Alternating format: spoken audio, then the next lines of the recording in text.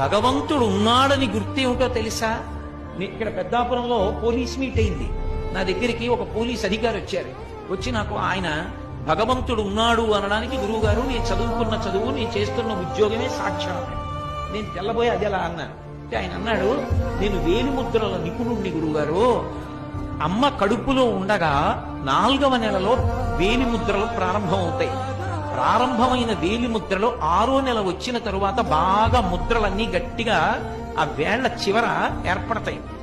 అమ్మ కడుపులో 6వ నెలలో ఏర్పడినటువంటి వేలిముద్రలు మళ్ళీ ఎప్పుడు పోతాయంటే శవమైపోయిన తర్వాత కూడా పోవు.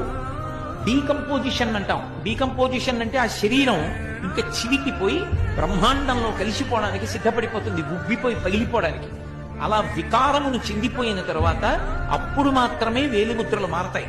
అప్పటి వరకు వేలిముద్రలు మారవు. ఒక్క వేలిముద్ర